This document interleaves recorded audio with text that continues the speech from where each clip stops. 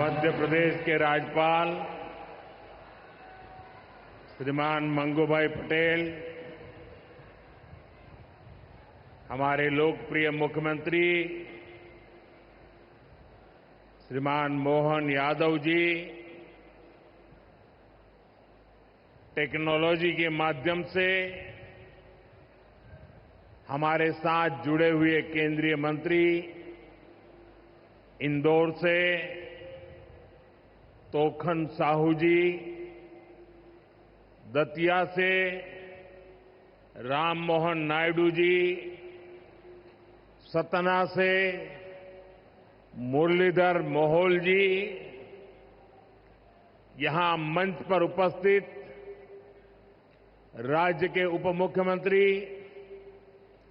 जगदीश देवड़ा जी, राजेंद्र शुक्ला जी, लोकसभा में मेरे साथी वीडी शर्मा जी, अन्य मंत्रीगण, जनप्रतिनिधिगण और विशाल संख्या में आए हुए मेरे प्यारे भाई और बहनों, सबसे पहले मैं मां भारती को, भारत की मातृशक्ति को प्रणाम करता हूं।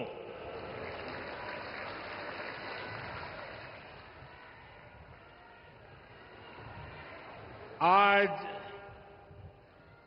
यहां इतनी बड़ी संख्या में माताएं, बहनें, बेटियां हमें आशीर्वाद देने आई हैं। मैं आप सभी बहनों के दर्शन पाकर धन्य हो गया हूं।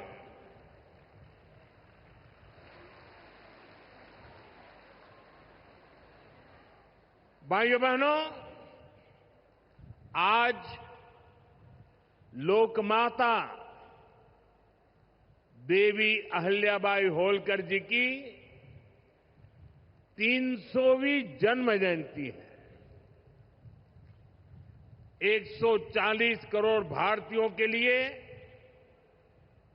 ये अवसर प्रेरणा का है। राष्ट्र निर्माण के लिए हो रहे भगीरथ प्रयासों में अपना योगदान देने का है।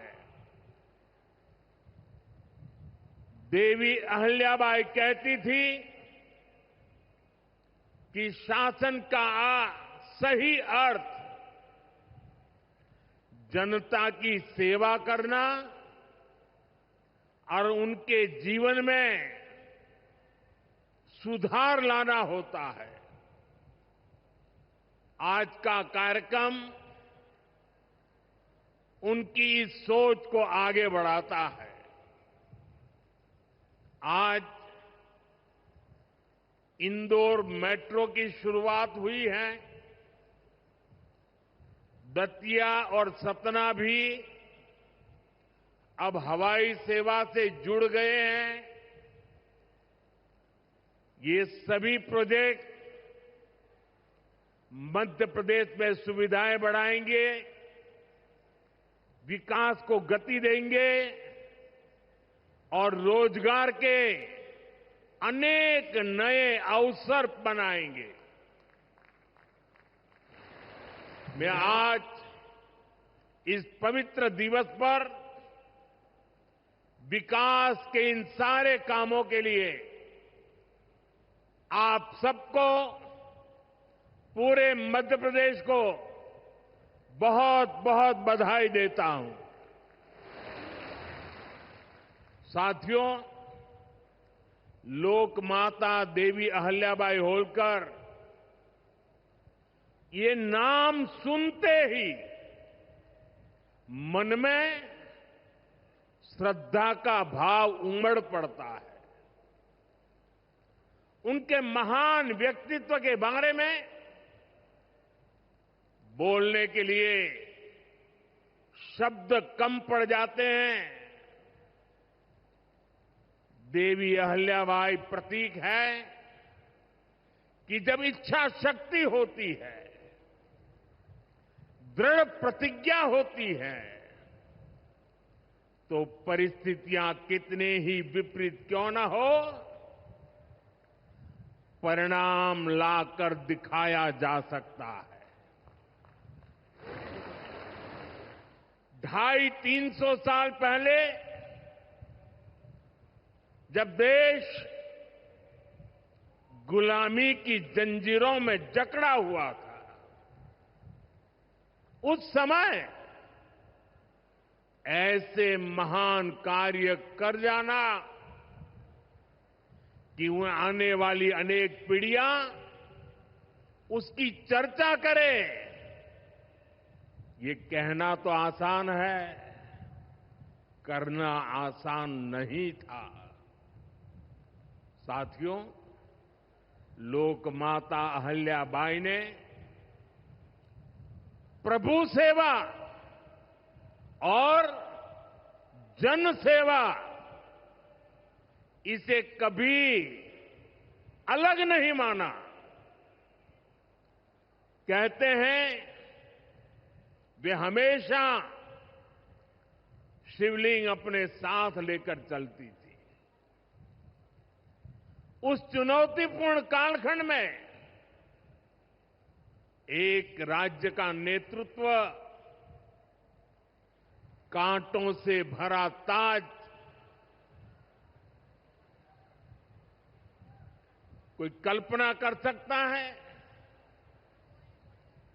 कांटों से भरा ताज पहनने जैसा वो काम, लेकिन लोकमाता अहल्याबाई ने अपने राज्य की समृद्धि को नई दिशा दी। उन्होंने गरीब से गरीब को समर्थ बनाने के लिए काम किया। देवी अहल्याबाई भारत की विरासत की बहुत बड़ी संरक्षक थी। जब देश की संस्कृति पर, हमारे मंदिरों, हमारे तीर्थ स्थलों पर हमले हो रहे थे, तब लोक माता ने उन्हें संरक्षित करने का बीड़ा उठाया। उन्होंने काशी विश्वनाथ सहित पूरे देश में हमारे अनेकों मंदिरों का, हमारे तीर्थों का पुनर्निर्माण किया। और ये मेरा सौभाग्य है कि जिस काशी में लोकमाता अहल्याबाई ने विकास के इतने काम किए, उस काशी ने मुझे भी सेवा का अवसर दिया है। आज अगर आप काशी विश्वनाथ महादेव के दर्शन करने जाएंगे तो वहां आपको देवी अहल्याबाई की मूर्ति भी वहां पर मिलेगी। साथियों, माता अहल्याबाई ने गवर्नेंस का एक ऐसा उत्तम मॉडल अपनाया जिसमें गरीबों और वंचितों को सबसे ज्यादा प्राथमिकता दी गई। रोजगार के लिए, उद्यम बढ़ाने के लिए उन्होंने अनेक योजनाओं को शुरू किया। उन्होंने कृषि और वन उपज आधारित कुटीर उद्योग और हस्तकला को प्रोत्साहित किया। खेती को बढ़ावा देने के लिए छोटी छोटी नहरों की जाल बिछाई, उसे विकसित किया। उस जमाने में आप सोचिए, 300 साल पहले जल संरक्षण को बढ़ावा देने के लिए उन्होंने कितने ही तालाब बनवाए। और आज तो हम लोग भी लगातार कह रहे हैं, कैच द रेन, बारिश के एक एक बूंद के पानी को बचाओ। देवी अहल्या जी ने 250-300 साल पहले हमें एक काम बताया था। किसानों की आय बढ़ाने के लिए उन्होंने कपास और मसालों की खेती को प्रोत्साहित किया। आज 250-300 साल के बाद भी हमें बार बार किसानों को कहना पड़ता है कि क्रॉप डाइवर्सिफिकेशन बहुत जरूरी है। हम सिर्फ धान की खेती करके या गन्ने की खेती करके अटक नहीं सकते। देश की जरूरतों को, सारी चीजों को हमें डाइवर्सिफाई करके उत्पादित करना चाहिए। उन्होंने आदिवासी समाज के लिए, गुमंतु टोलियों के लिए खाली पड़ी जमीन पर खेती की योजना बनाई है। ये मेरा सौभाग्य है कि मुझे एक आदिवासी बेटी आज जो भारत के राष्ट्रपति पद पर विराजमान है, उनके मार्गदर्शन में मेरे आदिवासी भाई बहनों की सेवा करने का मौका मिला है। देवी अहल्या ने विश्व प्रसिद्ध माहेश्वरी साड़ी के लिए नए उद्योग लगाए और बहुत कम लोगों को पता होगा कि देवी अहल्या जी हुनर की पारखी थी और वो जूनागढ़ से, गुजरात में जूनागढ़ से कुछ परिवारों को माहेश्वर लाई और उनको साथ जोड़ करके आज से 250-300 साल पहले ये माहेश्वरी साड़ी का काम आगे बढ़ाया, जो आज भी अनेक परिवारों का वो गहरा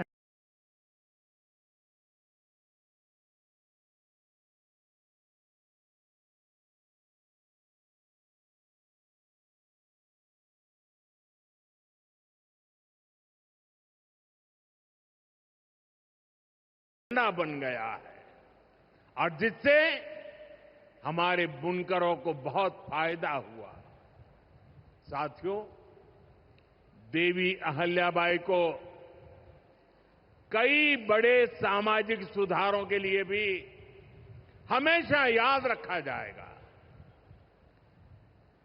आज अगर बेटियों की शादी की उम्र की चर्चा करें तो हमारे देश में कुछ लोगों को सेक्युलरिज्म खतरे में दिखता है।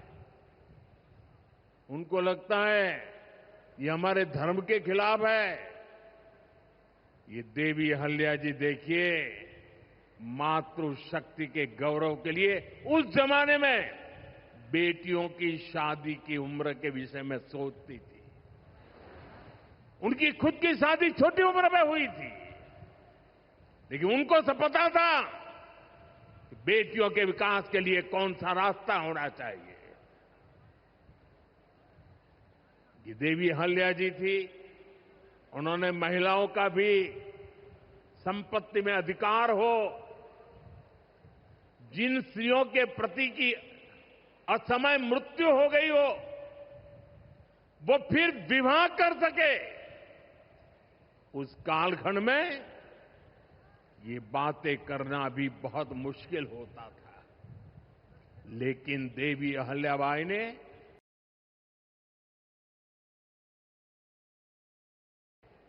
इन समाज सुधारों को भरपूर समर्थन दिया।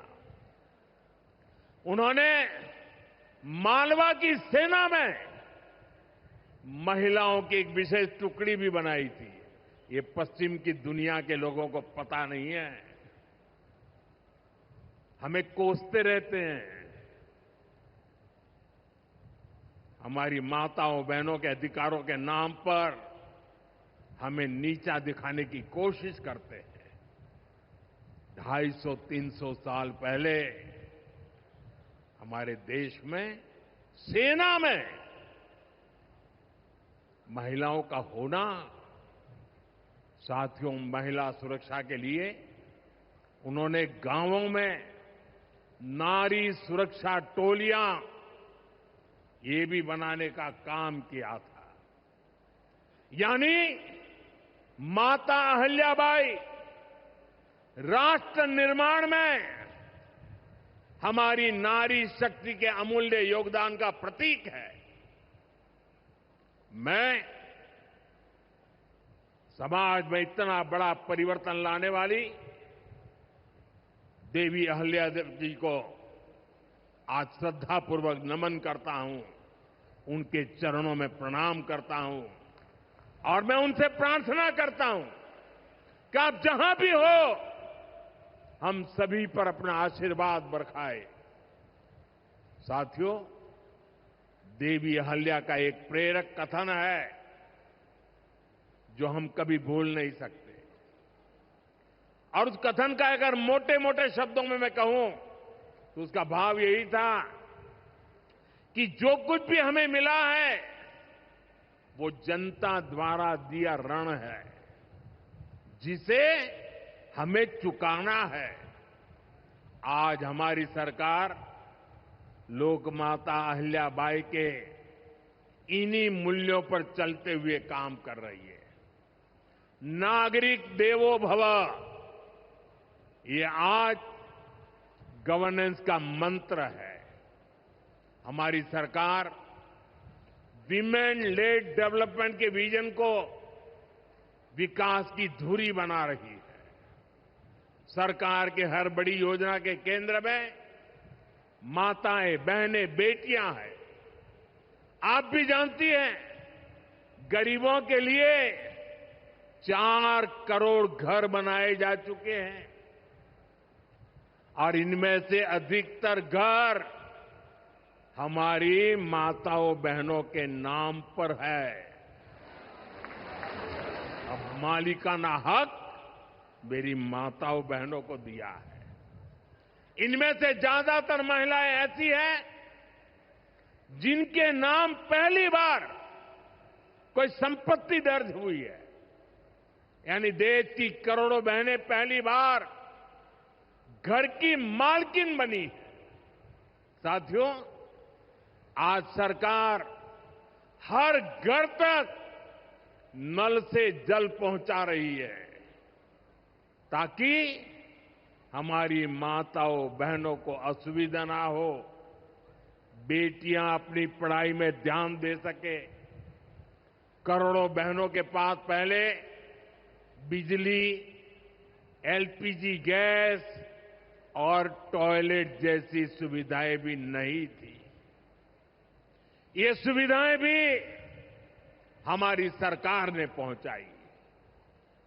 और ये सिर्फ सुविधाएं नहीं है, ये माताओं बहनों के सम्मान का हमारी तरफ से एक नम्र प्रयास है। इससे गांव की गरीब परिवारों की माताओं बहनों के जीवन से अनेक मुश्किलें कम हुई है। साथियों, पहले माताएं बहनें अपनी बीमारियां छुपाने पर मजबूर थी। गर्भावस्था के दौरान अस्पताल जाने से बचती थी। उनको लगता था कि इससे परिवार पर बोझ पड़ेगा और इसलिए वो दर्द सहती थी, लेकिन परिवार में किसी को बताती नहीं थी। आयुष्मान भारत योजना ने उनकी इस चिंता को भी खत्म किया है। अब वो भी अस्पताल में 5 लाख रुपए तक का मुफ्त इलाज करा सकती है। साथियों, महिलाओं के लिए पढ़ाई और दवाई के साथ ही जो बहुत जरूरी चीज है वो कमाई भी है। जब महिला की अपनी आय होती है तो घर में उसका स्वाभिमान और बढ़ जाता है, घर के निर्णयों में उसकी सहभागिता और बढ़ जाती है। बीते 11 वर्षों में हमारी सरकार ने देश की महिलाओं को आर्थिक रूप से सशक्त करने के लिए निरंतर काम किया। आप कल्पना कर सकते हैं 2014 से पहले आपने मुझे सेवा करने का मौका दिया, उसके पहले 30 करोड़ से ज्यादा बहनें ऐसी थी जिनका कोई बैंक खाता ही नहीं था। हमारी सरकार ने इन सभी के बैंक में जन धन खाते खुलवाए। इन्हीं खातों में अब सरकार अलग अलग योजनाओं का पैसा सीधा उनके खाते में भेज रही है। अब वे गांव हो या शहर अपना कुछ न कुछ काम कर रही है, आर्थिक उपार्जन कर रही है, स्वरोजगार कर रही है। उन्हें मुद्रा योजना से बिना गारंटी का लोन मिल रहा है। मुद्रा योजना की 75% से ज्यादा लाभार्थी ये हमारी माताएं, बहनें, बेटियां हैं। साथियों, आज देश में 10 करोड़ बहनें सेल्फ हेल्प ग्रुप से जुड़ी हैं, जो कोई न कोई आर्थिक गतिविधि करती है। ये बहनें अपनी कमाई के नए साधन बनाएं, इसके लिए सरकार लाखों रुपयों की मदद कर रही है। हमने ऐसी 3 करोड़ बहनों को लखपति दीदी बनाने का संकल्प लिया है। मुझे संतोष है कि अब तक 1.5 करोड़ से ज्यादा बहनें लखपति दीदी बन भी चुकी है। अब गांव-गांव में बैंक सखियां लोगों को बैंकिंग से जोड़ रही है। सरकार ने बीमा सखियां बनाने का अभियान भी शुरू किया है। हमारी बहनें, बेटियां अब देश को बीमा की सुरक्षा देने में बहुत बड़ी भूमिका निभा रही हैं। साथियों, एक समय था जब नई टेक्नोलॉजी आती थी तो उससे महिलाओं को दूर रखा जाता था। हमारा देश आज उस दौर को भी पीछे छोड़ रहा है। आज सरकार का प्रयास है कि आधुनिक टेक्नोलॉजी में भी हमारी बहनें, हमारी बेटियां आगे बढ़कर के नेतृत्व दें। अब जैसे आज खेती में ड्रोन क्रांति आ रही है, इसको हमारी गांव की बहनें ही नेतृत्व दे रही है। नमो ड्रोन दीदी अभियान से गांव की बहनों का हौसला बढ़ रहा है, उनकी कमाई बढ़ रही है और गांव में उनकी एक नई पहचान बन रही है। साथियों, आज बहुत बड़ी संख्या में हमारी बेटियां वैज्ञानिक बन रही है, डॉक्टर, इंजीनियर और पायलट बन रही है। हमारे यहां साइंस और मैथ्स पढ़ने वाली बेटियों की संख्या लगातार बढ़ रही है। आज जितने भी हमारे बड़े स्पेस मिशन हैं, उनमें बड़ी संख्या में वैज्ञानिक के नाते हमारी माताएं, बहनें, बेटियां काम कर रही है। चंद्रयान-3 मिशन पूरा देश गौरव कर रहा है। चंद्रयान-3 मिशन में तो 100 से अधिक महिला वैज्ञानिक और महिला इंजीनियर शामिल थी। ऐसे ही जमाना स्टार्टअप का है। स्टार्टअप के क्षेत्र में भी हमारी बेटियां अद्भुत काम कर रही है। देश में लगभग 45% स्टार्टअप की, उसमें कम से कम एक डायरेक्टर कोई न कोई हमारी बहन है, कोई न कोई हमारी बेटी है, महिला है। और यह संख्या लगातार बढ़ रही है। साथियों, हमारा प्रयास है कि नीति निर्माण में बेटियों की भागीदारी लगातार बढ़े। बीते एक दशक में इसके लिए एक के बाद एक अनेक कदम उठाए गए हैं।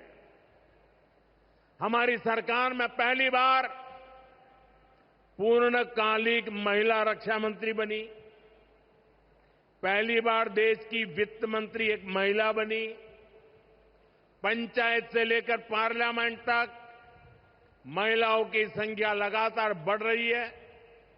इस बार 75 सांसद महिलाएं हैं, लेकिन हमारा प्रयास है कि ये भागीदारी और बढ़े। नारी शक्ति वंदन अधिनियम के पीछे भी यही भावना है। सालों तक इस कानून को रोका गया, लेकिन हमारी सरकार ने इसे पारित करके दिखाया। अब संसद और विधानसभाओं में महिला आरक्षण पक्का हो गया है। कहने का अर्थ ये है कि भाजपा सरकार बहनों बेटियों को हर स्तर पर, हर क्षेत्र में सशक्त कर रही है। साथियों, भारत संस्कृति और संस्कारों का देश है और सिंदूर ये हमारी परंपरा में नारी शक्ति का प्रतीक है। राम भक्ति में रंगे हनुमान जी भी सिंदूर को ही धारण किए हुए हैं। शक्ति पूजा में हम सिंदूर का अर्पण करते हैं और यही सिंदूर अब भारत के शौर्य का प्रतीक बना है।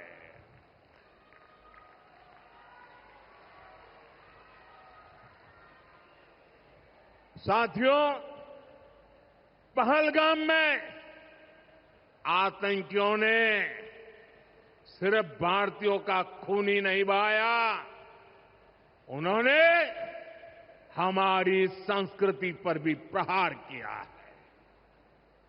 उन्होंने हमारे समाज को बांटने की कोशिश की है और सबसे बड़ी बात, आतंकवादियों ने भारत की नारी शक्ति को चुनौती दी है। ये चुनौती आतंकवादियों और उनके आकाओं के लिए काल बन गई है, काल। ऑपरेशन सिंदूर आतंकवादियों के खिलाफ भारत के इतिहास का सबसे बड़ा और सफल ऑपरेशन है। जहां पाकिस्तान की सेना ने सोचा तक नहीं था, वहां आतंकी ठिकानों को हमारी सेना ने मिट्टी में मिला दिया। सैकड़ों किलोमीटर अंदर घुस करके मिट्टी में मिला दिया। ऑपरेशन सिंदूर ने डंके की चोट पर कह दिया है कि आतंकवादियों के जरिए छद्म युद्ध, प्रॉक्सी वॉर नहीं चलेगा। अब घर में घुसकर भी मारेंगे और जो आतंकियों की मदद करेगा उसको भी इसकी भारी कीमत चुकानी पड़ेगी।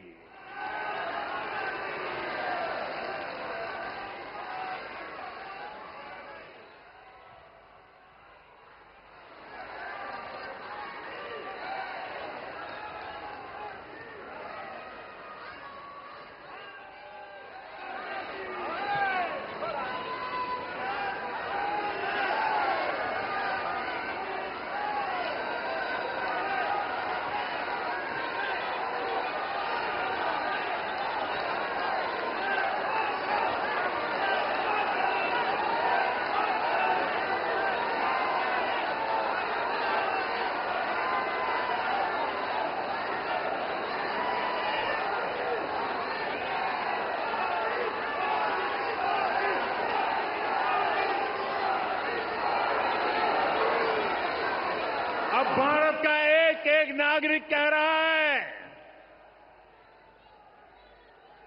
140 करोड़ देशवासियों का बुलंद आवाज कह रहा है, अगर तुम गोली चलाओगे तो मान के चलो, गोली का जवाब गोले से दिया जाएगा।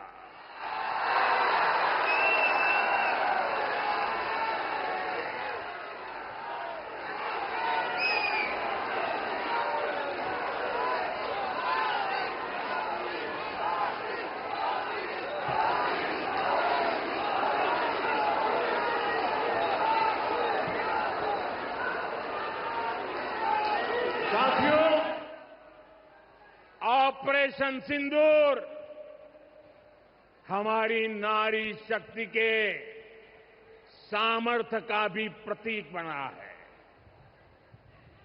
हम सभी जानते हैं कि बीएसएफ का इस ऑपरेशन में कितना बड़ा रोल रहा है।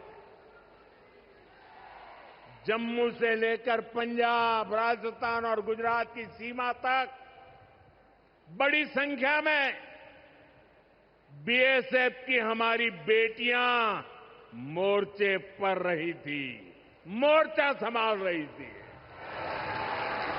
उन्होंने सीमा पार से होने वाली फायरिंग का मुंह तोड़ जवाब दिया। कमांड एंड कंट्रोल सेंटर से लेकर दुश्मनों की पोस्टों को ध्वस्त करने तक बीएसएफ की वीर बेटियों ने अद्भुत शौर्य दिखाया है। साथियों, आज दुनिया राष्ट्र रक्षा में भारत की बेटियों का सामर्थ्य देख रही है। इसके लिए भी बीते दशक में सरकार ने अनेक कदम उठाए हैं। स्कूल से लेकर युद्ध के मैदान तक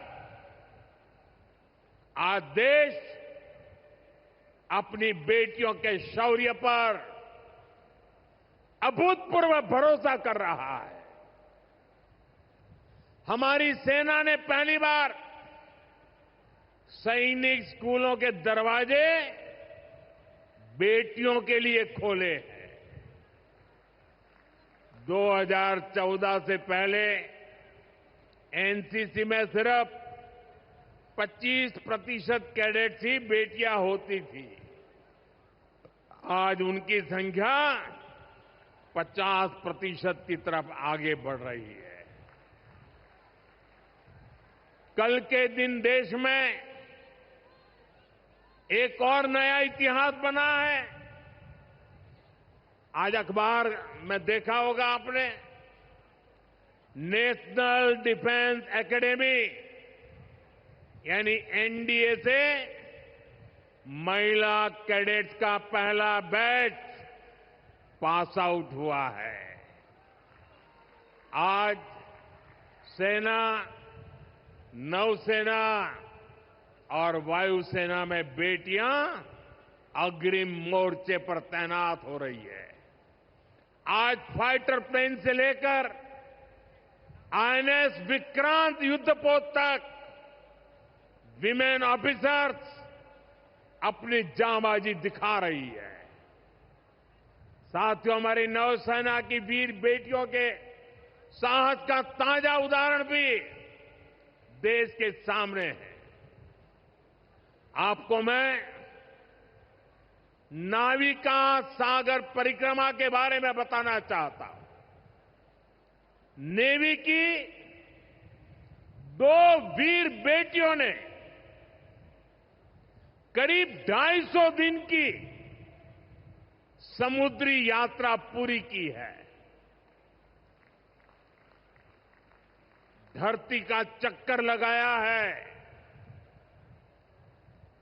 हजारों किलोमीटर की ये यात्रा उन्होंने ऐसी नाव से की जो मोटर से नहीं बल्कि हवा से चलती है। सोचिए, 250 दिन समंदर में, इतने दिनों तक समंदर में रहना, कई कई हफ्ते तक जमीन के दर्शन तक नहीं होना, और ऊपर से समंदर का तूफान कितना तेज होता है मुझे पता है। खराब मौसम, भयानक तूफान, उन्होंने 2 बेटियां, उन्होंने हर मुसीबत को हराया है। ये दिखाता है कि चुनौती कितनी भी बड़ी हो, भारत की बेटियां उस पर विजय पा सकती है। साथियों, नक्सलियों के खिलाफ ऑपरेशन हो या फिर सीमा पार का आतंक हो, आज हमारी बेटियां भारत की सुरक्षा की ढाल बन रही है। मैं आज देवी अहल्या की इस पवित्र भूमि से देश की नारी शक्ति को फिर से सैल्यूट करता हूं। साथियों, देवी अहल्या ने अपने शासनकाल में विकास के कार्यों के साथ साथ विरासत को भी सहेजा। आज का भारत भी विकास और विरासत दोनों को साथ लेकर चल रहा है। आधुनिक इंफ्रास्ट्रक्चर के निर्माण को देश कैसे गति दे रहे हैं, आज का कार्यक्रम इसका उदाहरण है। आज मध्य प्रदेश को पहली मेट्रो सुविधा मिली है। इंदौर पहले ही स्वच्छता के लिए दुनिया में अपनी पहचान बना चुका है। अब इंदौर की पहचान उसकी मेट्रो से भी होने जा रही है। यहां भोपाल में भी मेट्रो का काम तेजी से चल रहा है। मध्य प्रदेश में रेलवे के क्षेत्र में व्यापक काम हो रहा है। कुछ दिन पहले ही केंद्र सरकार ने रतलाम नागदा रूट को 4 लाइनों में बदलने के लिए स्वीकृति दे दी है। इससे इस क्षेत्र में और ज्यादा ट्रेनें चल पाएगी, भीड़भाड़ कम होगी। केंद्र सरकार ने इंदौर मनमाड़ रेल परियोजना को भी मंजूरी दे दी है। साथियों, आज मध्य प्रदेश के दतिया और सतना भी हवाई यात्रा के नेटवर्क से जुड़ गए हैं। इन दोनों हवाई अड्डों से बुंदेलखंड और विंध्य क्षेत्र में एयर कनेक्टिविटी बेहतर होगी। अब मां पीतांबरा, मां शारदा देवी और पवित्र चित्रकूट धाम के दर्शन करना और सुलभ हो जाएगा। साथियों, आज भारत इतिहास के उस मोड़ पर है जहां हमें अपनी सुरक्षा, अपने सामर्थ्य और अपनी संस्कृति हर स्तर पर काम करना है। हमें अपना परिश्रम बढ़ाना है। इसमें हमारी मातृशक्ति, हमारी माताओं, बहनों, बेटियों की भूमिका बहुत बड़ी है। हमारे सामने लोकमाता देवी अहल्याबाई जी की प्रेरणा है। रानी लक्ष्मीबाई, रानी दुर्गावती, रानी कमलापति, अवंतीबाई लोधी, कित्तूर की रानी चेन्नम्मा, रानी गाडिल्यो, वेलु नाचियार, सावित्रीबाई फुले, ऐसे हर नाम हमें गौरव से भर देते हैं। लोक माता अहिल्याबाई की ये 300वीं जन्म जयंती हमें निरंतर प्रेरित करती रहे। आने वाली सदियों के लिए हम एक सशक्त भारत की नींव मजबूत करें, इसी कामना के साथ आप सभी को फिर से एक बार बहुत बहुत शुभकामनाएं देता हूं। अपना तिरंगा ऊपर उठा करके मेरे साथ बोलिए, भारत माता की,